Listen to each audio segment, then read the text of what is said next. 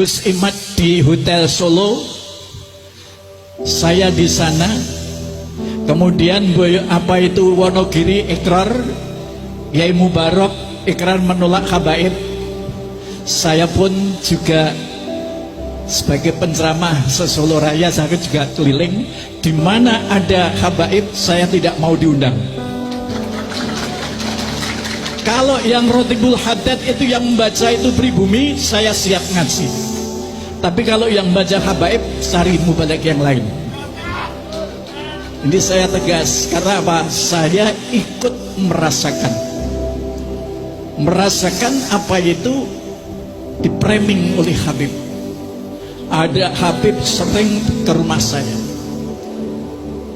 Saya senang Habib dari Yaman datang ke rumah saya dengan jenggotnya yang basah, pakai apa itu, jubah, masuk rumah langsung doa. Saya senang, amin, amin, amin. Begitu rampung, Yai Nawir, ini mas kawinnya sekian juta.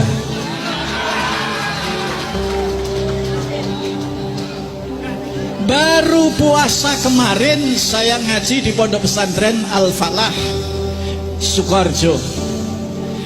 Yai siapa itu? Sing mayang itu, Mas Setio itu kan teman saya. Saya dulu itu sejak awal pesantren kok tarweh 11 tak sengeni.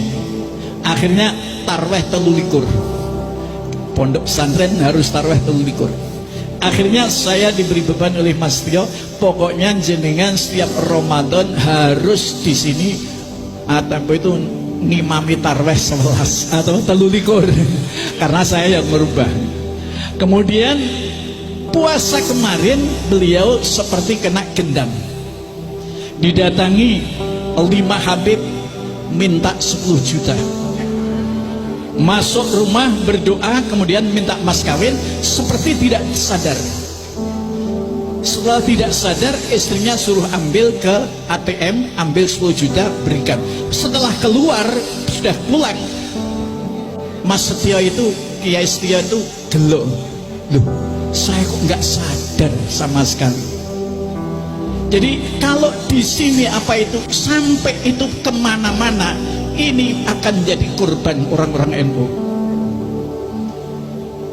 Kalau itu minta tidak menentukan, itu sudah sikapnya para kiai, mesti tamu habaib mesti disangoni. Tapi kalau sudah meminta sekian juta, maka itu sudah melanggar hukum.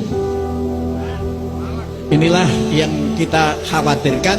Kalau kita yang didatangi masih bisa bicara, bisa membantah, bisa padu sama saya, sampai kalau Anda memaksa akan saya panggil kantor polisi untuk kesini. Siap saya panggilkan lewat HP. Dia takut, akhirnya pamitan. Tapi uang yang sudah saya siapkan tadi sabet ke, apa ini? Nggak ada 7 juta. Kemudian akan pulang, ya dibawa. Seadanya dibawa. Inilah kenapa saya sampai harus bicara begini, karena memang saya dengar di mana-mana.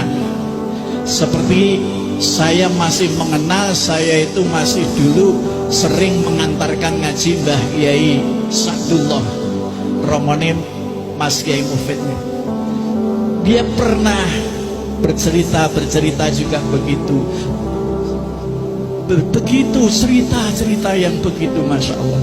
Oleh karena itu saya mohon Gus Imat, Gus Fakih dan Gus Kori, semuanya mohon, ini benar-benar PB harus bisa menggelar Bahsul Masail keilmuan, jangan diremehkan ilmu. Apa artinya ajang Bahsul Masail di PB kalau satu ilmu ini ditutup? Masalah habaib, masalah nasab ditutup, berarti PBNU tidak jujur. Maka itu wajib digeruduk, harus bisa menyelenggarakan Bahsul Masail. Percuma Gus Imat setiap hari keliling kemana-mana, tapi hanya di ekornya, kopat kapit neng isor, neng dhuwur dia hanya ketawa-ketawa. Inilah yang perlu kami sampaikan. PB harus memfasilitasi adanya Basul Masail, harus sukses. Kalau tidak sukses, apakah pasukan Wali Songo tidak bisa punya kekuatan untuk bagaimana PBNU melaksanakan Basul Masail? Gunakan pasukan untuk menyadarkan PBNU untuk menyelenggarakan Basul Masail. Karena itu kunci. Kalau nanti sudah digelar di PB, nggak usah Gus Imat itu kelali kemana-mana. Sudah ini hasil muktamar, hasil apa itu Basul Masail PBNU, itu sudah langsung berikan pada habaib sing rewel. Inilah hasil PBNU, ini hasil Basul Masail PBNU. Itu sudah cukup sehingga tidak terjadi fitnah yang menjadi apa itu saling menyalahkan. Kadang-kadang lucu. Saya itu kenal akrab dengan Habib Novel. Habib Novel itu juga sembrono. Siapa yang mengkritik Habib? Iblis. Ya Allah, Beb, kamu itu umurnya berapa? Baru kemarin. Sudah begitu. Tidak punya hak untuk mengatakan semacam itu. Bahwa Islam ini adalah rahmatan lil alamin. Banyak ulama-ulama NU yang lebih alim. Kamu itu seberapa dibandingkan ulama-ulama NU? Inilah yang perlu kita sampaikan. Dan saya sampai apa itu oleh anak-anak saya pun hanya semacam ini, nggak boleh bicara, nggak boleh datang. Tapi saya demi bangsa. Inilah sekian kami sampaikan.